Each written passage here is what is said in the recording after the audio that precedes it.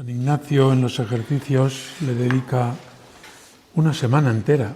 La primera semana después del principio y fundamento está dedicada al perdón, a la misericordia, y en ese contexto al pecado y la muerte eterna, una semana entera.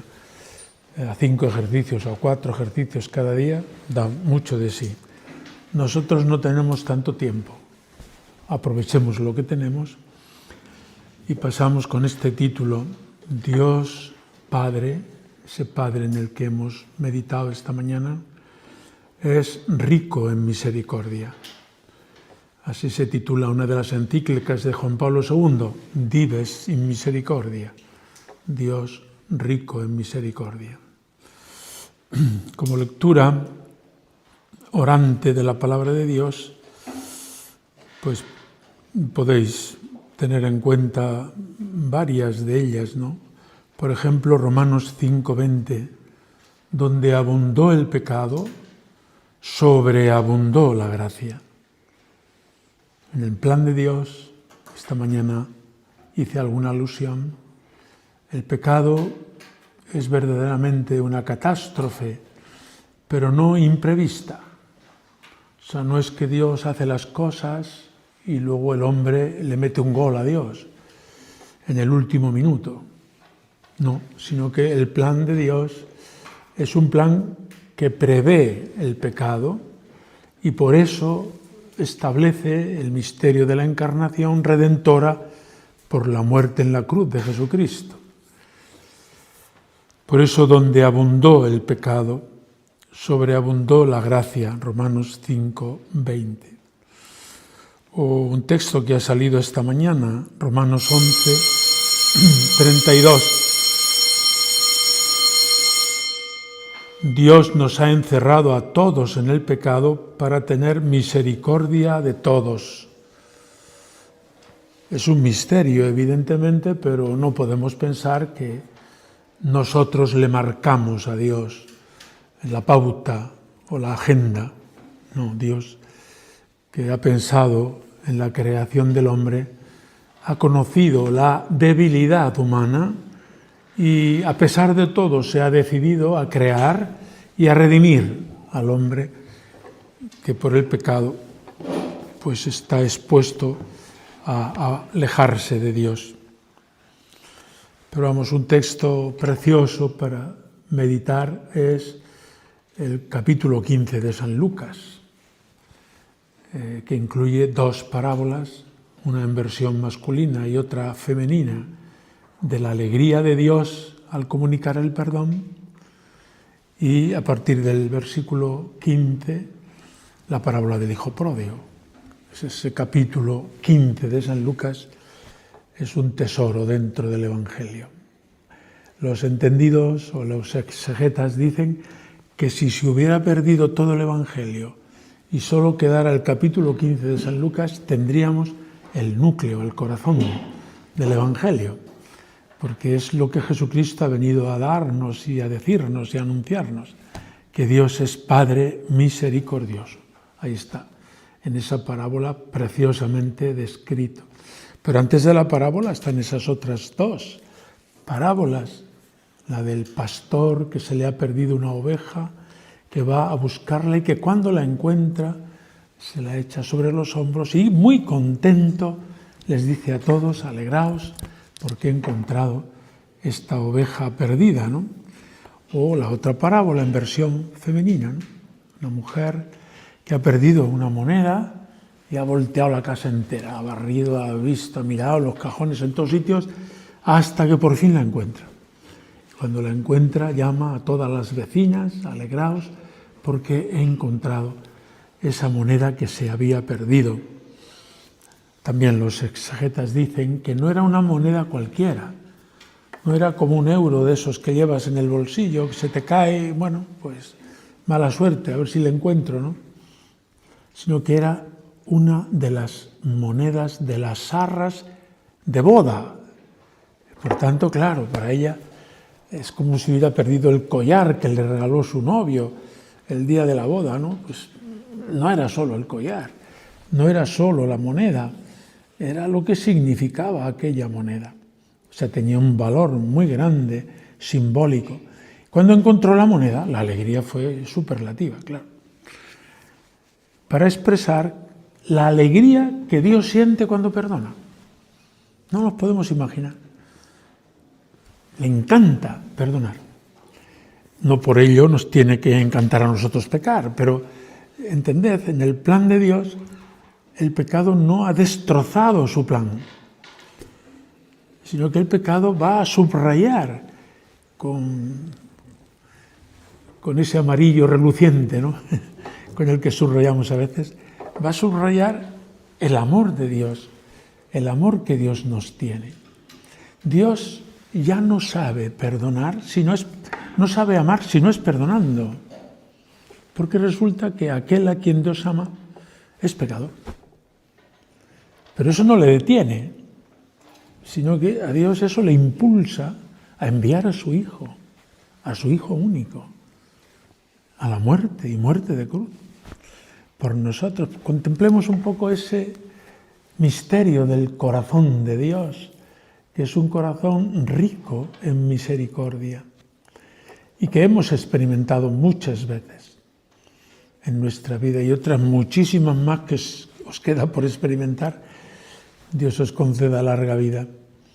Pero además, si Dios quiere que seáis sacerdotes, habréis de ser ministros de ese perdón.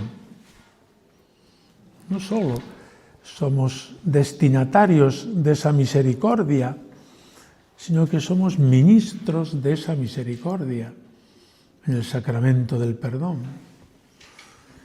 Es algo impresionante por parte de Dios, ¿no?, que nos confíe esos secretos del reino, ¿no? Ya lo veréis cuando os pongáis a confesar, lo he comentado muchas veces, y a mí lo que más me impresionó de cura fue el confesar, no celebrar la misa, que también, evidentemente, me parece algo sublime, ¿no? La identificación de Jesucristo conmigo y mía con Él. Esto es mi cuerpo, esta es mi sangre, ¿no? Pero luego que Dios te confíe el secreto del corazón de cada persona que viene arrepentida, que viene a recibir el perdón, y que tú eres testigo de esa misericordia de Dios para con la persona. Testigo y transmisor, ministro. Por eso no nos cansemos de contemplar la misericordia de Dios, porque un sacerdote que ejerce el ministerio debe tener entrañas de misericordia, como las de Dios. Por eso lo contempla en Jesucristo, en el corazón de Cristo y en el corazón de Dios. El corazón de Cristo es un acercamiento de ese corazón de Dios. Y lo ve, pues eso, lleno de misericordia, hasta rebosar. Y a nosotros nos hace además ministros de esa misericordia para los demás. Papa Francisco lo repetía muchas veces, a mí me tocaba y me estimulaba mucho, ¿no? Cuando nos decía, y nos lo ha repetido, está ahí en sus escritos, ¿no?, pues que seamos portadores de misericordia en el sacramento del perdón. Pues contemplemos esa misericordia de Dios, que para con nosotros ha sido un derroche de gracia. Y entendemos un poco mejor la misericordia también mirando nuestro pecado. Pecador me concibió mi madre, decimos en el Salmo 50, que también es otra oración o meditación cuando se medita en esto, meditar el Salmo 50, que luego lo vamos a rezar miles de veces en nuestra vida. El miserere, el misericordia, Dios mío, por tu bondad, etc. Por eso, si nos detenemos en el pecado, ya digo, San Ignacio dedica una semana entera, no es para regodearnos en el pecado, ni para autoflagelarnos, ni para aumentar en nosotros ese sentimiento de culpa, sino que contemplamos el pecado en el contexto de la misericordia. En muchos momentos, al administrar el sacramento de la penitencia, tienes que levantar el ánimo, los ojos, el corazón del o de la penitente para que mire a la misericordia de Dios. Hay penitentes que no se perdonan a sí mismos por nada del mundo, incluso pecados, claro, graves o muy graves. Más de una vez he tenido que absolver a personas que han intervenido en el aborto, mujeres u hombres, porque todos intervienen de una manera o de otra, y con lágrimas y llorando. Pero si Dios te quiere más que tu propio pecado y por tanto te perdona, sí, lo sé, y por eso he venido al perdón, pero yo no me perdono a mí mismo o a mí misma, más frecuente en las mujeres, claro. No me perdono haber matado a mi hijo. Y viene otra vez, y después otra vez, y cada vez, diríamos, está como más anulada esta conciencia de pecado, ¿no?, en la sociedad en que vivimos. Y nosotros no estamos para despertar la conciencia del pecado exclusivamente, sino que estamos sobre todo para hacer caer en la cuenta de la misericordia de Dios, que se entiende por el contraste del pecado. Que Dios es misericordioso parece que es un poco abuelete, que bueno, pues te da la propina y punto, ¿no? No. Que Dios es misericordioso significa que aun siendo tú o los hombres y mujeres de nuestro tiempo muy pecadores, el amor de Dios es más grande. Por eso es contemplar la misericordia de Dios al contraste con nuestra propia vida y nuestra propia historia de pecado. Que a estas alturas ya hemos pecado bastante. O sea que no somos angelitos de esos que pintan en los retablos, no. Hemos pecado, hemos ofendido a Dios y lo hemos hecho muchas veces queriendo, porque preferimos nuestro gusto, nuestro capricho, nuestro propio orden o desorden a obedecer la voluntad de Dios y agradarle a Dios. Y bueno, pues creo que también vale la pena pues examinar un poco la propia historia, pero ya repito, no para recaer o en el escrúpulo o en el sentimiento no correcto de culpa, o sencillamente para el contraste con la misericordia de Dios. En todo el plan redentor es un plan de perdón.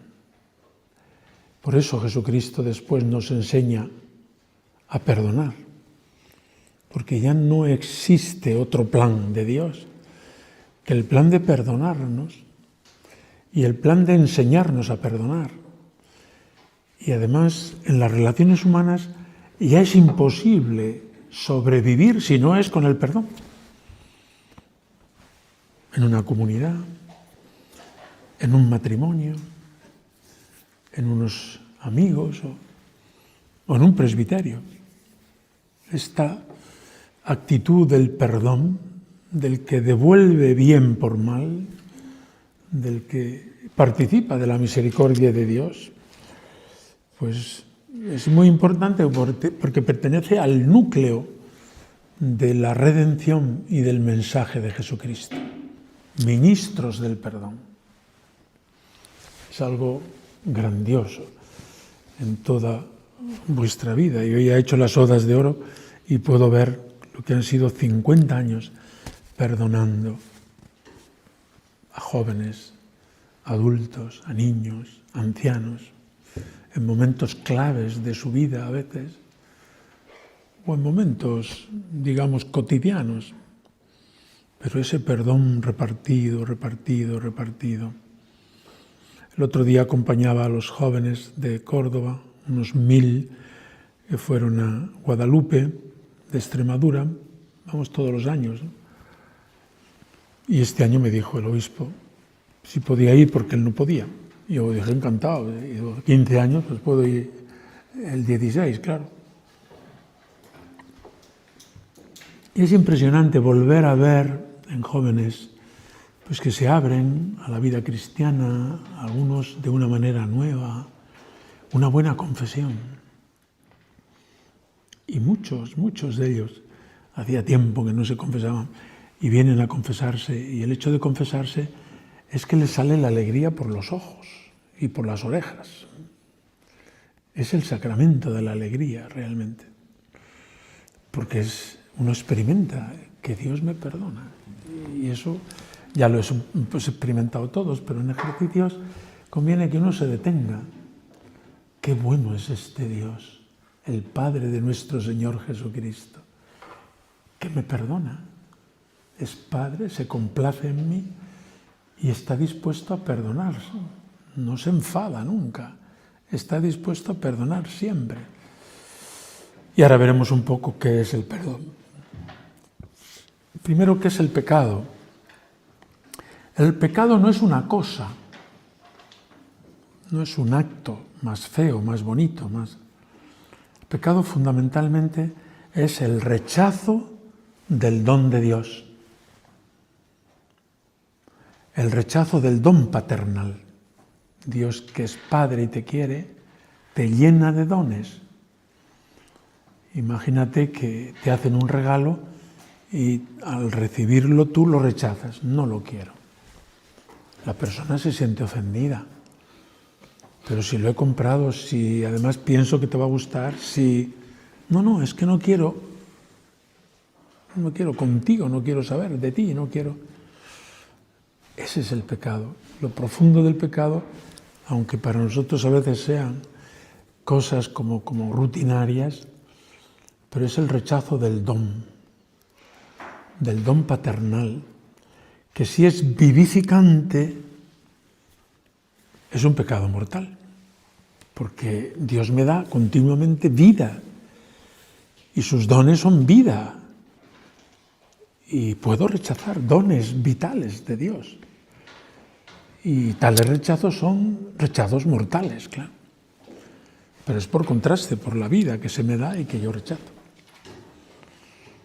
Si no es vital, pues será un pecado venial. Pero al fin y al cabo está en la órbita del rechazo.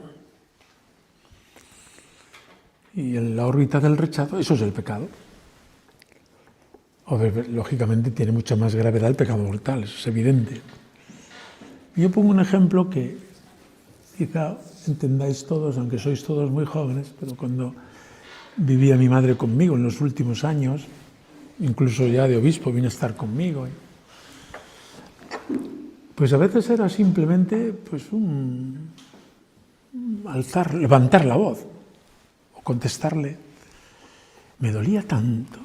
Me acuerdo una vez fui a confesar con un sacerdote, claro, y era obispo, y me acusé de esto, ¿no? Pues es que he disgustado a mi madre. ¿Pero qué ha pasado? No, simplemente, le conté, era un detalle. Y me dice, pero si es una cosa mínima. Pero en el lenguaje y en la relación del amor no hay cosas pequeñas. A mí me ha dolido todo el día el haberle levantado la voz. Porque sé que la disgusta. Es verdad que no ha sido un don vital y no ha sido un pecado mortal. Pero es mi madre, que además la veo ya muy débil, estaba ya pues imposibilitada, etcétera, ¿no? Era un pronto mío, pues ahí salió una voz que me dolió enormemente. Pongo este ejemplo, no para ponerme yo de ejemplo, sino para que veáis que cuanto más crece el amor, más delicado uno es. Y no está solo a los pecados mortales, sino que está también a los pecados veniales.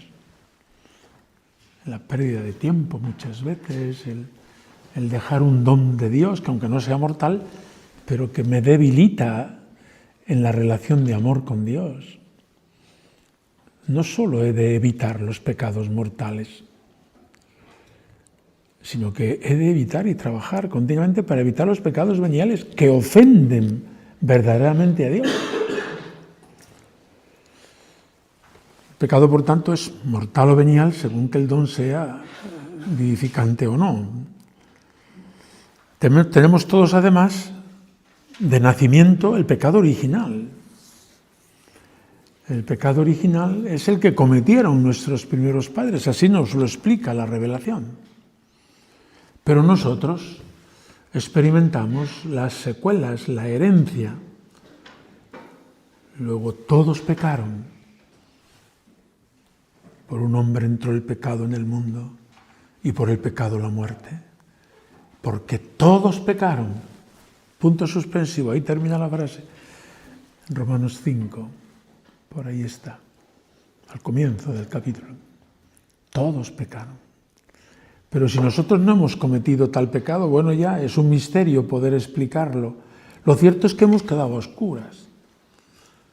Se ha producido un apagón de esos que no vuelve la luz hasta que no resucita Jesucristo, diríamos, ¿no? Es una verdadera catástrofe mundial, el pecado original. Que por el bautismo se nos perdona, por tanto entramos en la órbita de la luz de Cristo, el lucernario de la vigilia pascual, luz de Cristo, pues que ha venido a iluminar mi vida, que está llena de sombras, de muerte, por todos lados, ¿no?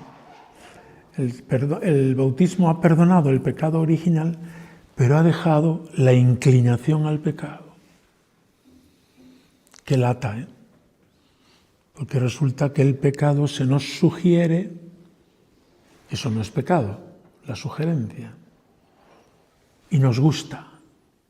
Todavía no es pecado, pero estoy en el resbaladero y consiento. Son los 3 niveles del pecado, ¿no?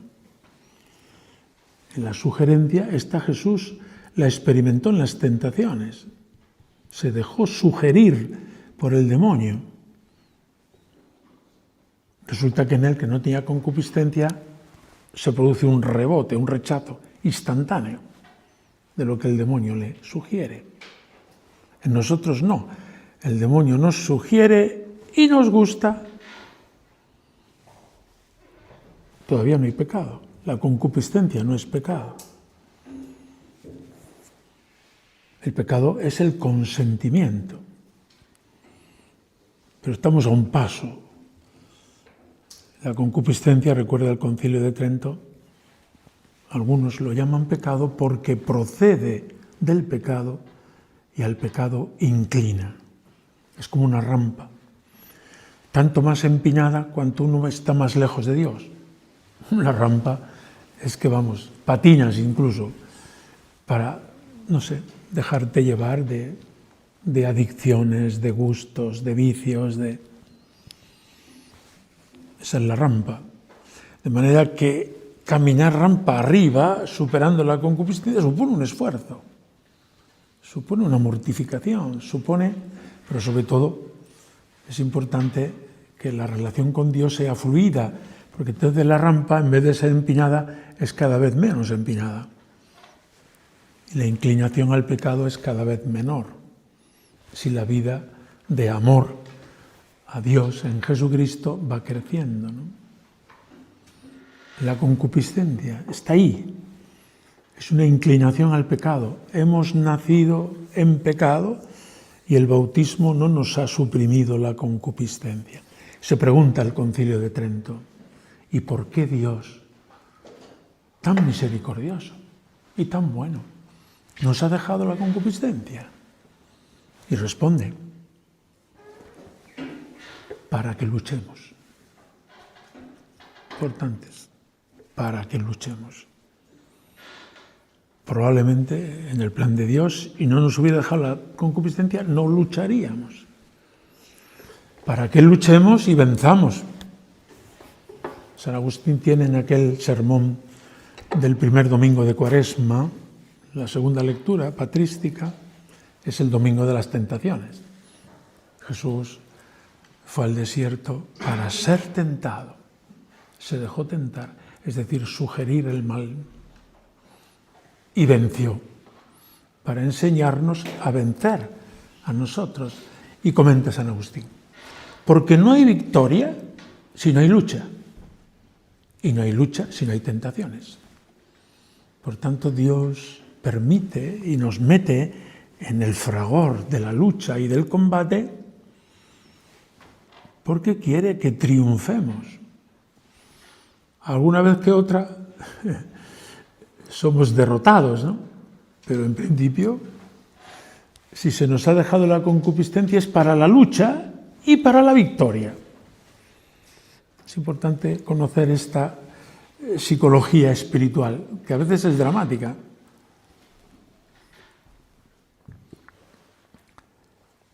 Bien, pues ahí está la tentación, que puede ser en cualquiera de los campos, no solo en el de la lujuria. Cuando uno es joven quizá este sea el más frecuente, pero está el de la avaricia, está el de la envidia, compararme, está el de la soberbia o la vanidad, está el de la gula, los 7 pecados capitales tienen su propia dinámica cada uno. Y a veces dice uno, pues si es que me pillan todos.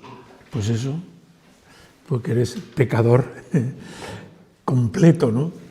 Por eso el perdón de Dios se va a lucir en ti de una manera tremenda. Así que espera en el Señor y verás cómo Él te va haciendo salir del pecado y cada vez te va haciendo vivir más en el gozo de la gracia, del perdón, de la misericordia. No te sientas nunca derrotado, ni tires nunca la toalla, porque eso viene del demonio. El demonio, que es más listo que nosotros, por viejo, ¿no? Más que por demonio, sabe cuáles son nuestros puntos flacos. Y una señal inequívoca de que es el demonio el que está sugiriéndome eso es cuando aquello que se me sugiere me desanima, me desinfla, me echa abajo, ¿no? Si tú no puedes, si has intentado tantas veces, será para otros. Esas sugerencias las habéis escuchado, como las he escuchado yo, claro. Eso es del demonio, directamente. Porque Dios continuamente te está invitando a superarte. Y si has caído en cualquiera de los pecados, mira a la misericordia. Y siéntete de nuevo perdonado, acude al sacramento. Pero de Dios siempre vendrá el ánimo, adelante. Y cuando ministros de misericordia seáis, el día que seáis sacerdotes, esta es una de las tareas continuas, animar. Pero si es que llevo toda mi vida, se me ha atravesado mi cuñado y es que no le puedo perdonar por nada del mundo. Eso lo escuché yo más de una vez. Pues ánimo, siga, le falta otra media vida hasta que llegue a poderle perdonar. Sí, la gente te lo dice con las letras, con todas las letras, ¿no? La rabia que sienten, o el odio, o la envidia, o en fin, todos los pecados capitales. No me pongo a hacer aquí un tratado sobre los pecados, porque no tengo tiempo, ¿no? Y el sacerdote le toca animar, alentar, porque además es verdad, o sea, parte de la verdad del perdón de Dios, que transforma el corazón. Aquí no se trata de una cortesía. Pido perdón por cortesía, pero el pisotón se queda con él. O sea, si yo entro en el autobús y piso a cualquiera, y de ahí, porque me ha pisado la uña que tengo además infectada, pues digo, usted perdone. Y bueno, me mira así, me dice, sí, yo le perdono, pero el pisotón se queda en mi uña, claro. Digamos eso como el bofetón o lo que sea, ¿no? Ahí me quedo con ello, ¿no? El perdón de Dios no es así. El perdón de Dios cambia mi corazón, me limpia, me devuelve la gracia perdida y hace que el mecanismo que me conduce al pecado, por la concupiscencia, cambie de sentido. O sea, el perdón, la gracia, la acción del Espíritu Santo en mi alma es una acción transformadora de verdad. El perdón cambia y cambia de verdad. Por eso hemos de apreciar tanto el sacramento de la penitencia, porque de verdad que es un factor de cambio, de transformación, de conversión, el fundamental de nuestra vida. Luego vendrán los actos con los que acompañamos esa penitencia, pero el perdón de Dios, el que se nos da sobre todo por el sacramento, ese es de una eficacia enorme. Por eso valoremos y estimemos el sacramento no lo dejemos para no sé cuándo. ¿Qué curas tenemos alrededor? No sé cuántos. ¿Qué va a decir el cura? Pues ¿qué va a decir? Si tus pecados son los mismos que los de todo el mundo. O sea, no te creas tú, pasa que tus pecados los ves como tuyos, pero... Y haces bien, claro, no vas a ir a acusarte de los pecados del vecino. Pero el cura no. Después de, qué sé yo, un mes confesando, todos los pecados son iguales, ya no hay ninguna novedad. Todos los pecados son iguales. O sea que no va a decir, ¿qué va a decir? Y si dice, peor para él, porque tú lo que vas a es recibir el perdón de Dios, ¿no? Y yo les digo muchas veces a los jóvenes, cuando les he hablado, y les sigo hablando, ¿no? Es que al sacramento del perdón vamos a quedar mal. Y claro, por eso nos resistimos, porque tenemos nuestro ego y nuestra vanidad, nos miramos al espejo, tal, y, hombre, a mí me gustaría hablar de las virtudes. Eso no sale solo, un poco exagerándolas también, ¿no? Pero hablar de mis pecados, claro, al sacramento de la penitencia vamos a quedar mal. Vamos a decir lo feo que somos. Y decir lo feo que somos, pues no nos gusta a nadie. Pero si no vas al sacramento, no recibes el perdón. Y es muy importante esto, ¿no? Por eso no alarguéis el perdón para no sé cuándo. No. Y más estando en el seminario, tenéis sacerdotes o en la parroquia, donde sea. Sacerdotes, gracias a Dios, en nuestro contexto tenemos. Yo he estado en terreno de misión, visitando a los misioneros de Córdoba, y ahí pues hay un día, por ejemplo, que vienen, hacía ya 3 meses que no venían, todos quieren confesarse, los catequistas, animadores de las distintas comunidades, son todos jóvenes, en torno a los 30 años, alguno menos, alguno más, por ahí, ¿no? Casados, todos ellos como 8, 10 o 15 hijos ya a esas alturas, ¿no? Pero tienen las mismas pasiones que cualquier europeo o cualquier australiano, me da igual, estaba en el Perú, ¿no? Pero con qué deseo vienen a confesarse. Empezamos a las 7 de la mañana y acabamos a las 12 o a la 1. Todos los que estemos por allí confesando, porque son 100 y pico, ¿no? Y yo muchas veces pensaba, hay que ver con qué interés viene este sujeto a confesarse. Y a mí me interpela, porque quizá yo no tenga ese aprecio, ¿no? Pero en nuestro contexto tenemos curas de sobra, aunque los obispos siempre se quejan de que le falta cura, pero para los penitentes, curas de sobra. Puedes elegir este, el otro, el de más allá. Es decir, hay que acercarse a confesar con frecuencia.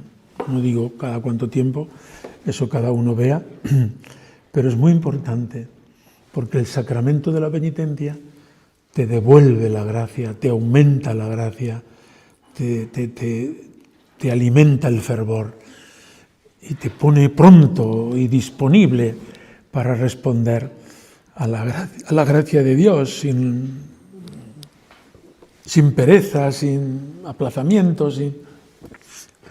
Necesitamos ese perdón de Dios que se nos da el sacramento de la penitencia. Para no alargarme más, pues como pauta de esa vida de Dios en nosotros, podemos tomar los mandamientos, los 10 mandamientos, que os los sabéis de memoria. Mucha gente se confiesa siguiendo esa pauta, ¿no? Los mandamientos en los cuales ve que ha ofendido a Dios, ¿no? Especialmente. Y os dejo aquí un escrito que hice para los jóvenes de mi parroquia, luego lo he retocado y tal, que se titula Los dones y los perdones de Dios. Porque la vida cristiana es eso, es vivir del perdón. O sea, Dios me ofrece su gracia, que yo aprovecho muchas veces, si no, no crecería. Pero Dios me ofrece su gracia que yo muchas veces desperdicio o incluso rechazo. Por tanto, esos dones que Dios me ha dado, Dios me los vuelve a ofrecer crecidos en el perdón. Por tanto, voy creciendo a base de perdón. Porque el perdón de Dios es el don superlativo. El prefijo per es superlativo. los dones y los perdones de Dios, ya lo leeréis. Está hecho para jóvenes, como lo sois vosotros, y seguro que no dice nada nuevo, pero bueno, pues he querido que apoye esta meditación, pues leyéndolo y subrayándolo, etcétera, ¿no? Pero fijaos, los mandamientos a veces los tomamos como señales de circulación, que al quebrantarlos tengo que pagar una multa. No. Los mandamientos, primera y principalmente, son los impulsos vitales que Dios, Padre, ha puesto en su Hijo, que soy yo. Y por tanto ha puesto el impulso a que trate con Él. Primer mandamiento. No solamente que trate con Él, sino que al reconocerle como lo que es, mi Padre le ame por encima de todo. El Shema Israel, escucha Israel, amarás al Señor tu Dios con todo tu corazón, con toda tu alma, con todo tu ser. Ese es el primer mandamiento. Y en ese están comprendidos todos. Los otros 9 están metidos ahí. Porque todos los demás, cuando ofendo a Dios con cualquiera de los otros mandamientos, en el fondo estoy ofendiéndole con una falta de amor. Amarás al Señor tu Dios con todo tu corazón, con toda tu alma y con todo tu ser. Amarás a Dios sobre todas las cosas, más que a ti mismo incluso.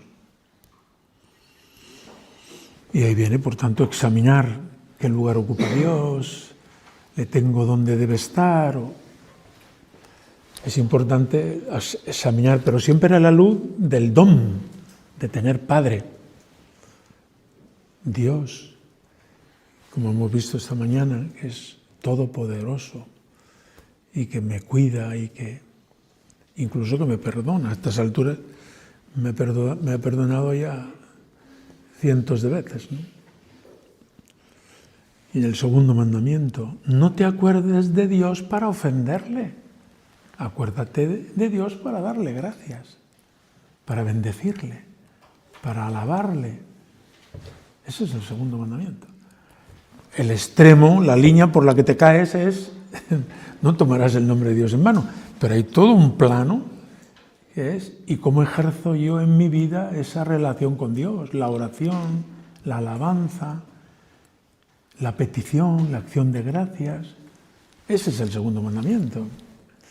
Siempre vemos los mandamientos por el lado negativo, que no he traspasado, por tanto no he pecado. No.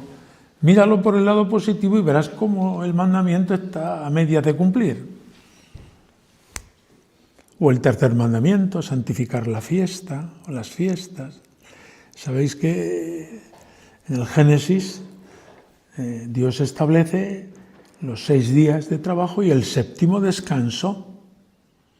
Ese Sabbat, descanso, ha pasado ya en la nueva alianza al domingo. Es el día del Señor, de la resurrección, etc. ¿Para qué vienen las fiestas? Para que valoremos el tiempo de trabajo, las cualidades que Dios nos ha dado, el desarrollo de tales cualidades. La fiesta, por tanto, me hace caer en la cuenta de que el trabajo también es un don de Dios. En el tercer mandamiento está el valorar el trabajo, no solo como fuente de economía, ¿no?, sino también como fuente de desarrollo personal. Y para eso viene el descanso. Y se convierte en sagrado para valorar el trabajo. Mucha gente que peca por exceso de trabajo. Sobre todo si el trabajo le rinde, pues empalma un día con otro, y le dice, oye, quieto, que vas a enfermar. Pero ese pecado existe, también en nosotros, a veces en el activismo, incluso pastoral. Quieto, dedica tiempo a descansar, a alabar a Dios y a darte cuenta que tienes que reorganizar la agenda. Yo no conozco a ninguna de vuestras madres, pero conozco a muchas madres de seminaristas. Y muchas me han dicho muchas veces, mire, prefiero que esté en el seminario, porque cuando viene de vacaciones no para y yo no le veo. ¿Os suena? Bueno, pues eso es así. Eso es no valorar el tiempo de trabajo y el tiempo de descanso, y en el tiempo de descanso atender las obligaciones que tengo. No salgo disparado como un cohete y un día aquí, mañana allí, al otro día allí. No tengo días en la semana para todo lo que se me ocurre.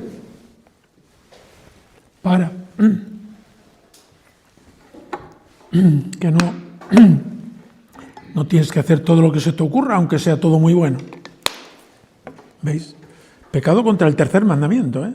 Dice, yo creo que era si voy a misa o no, el domingo. Hombre, el mandamiento es mucho más amplio. Es la dinámica trabajo-descanso. Es la dinámica de la agenda y el reposo.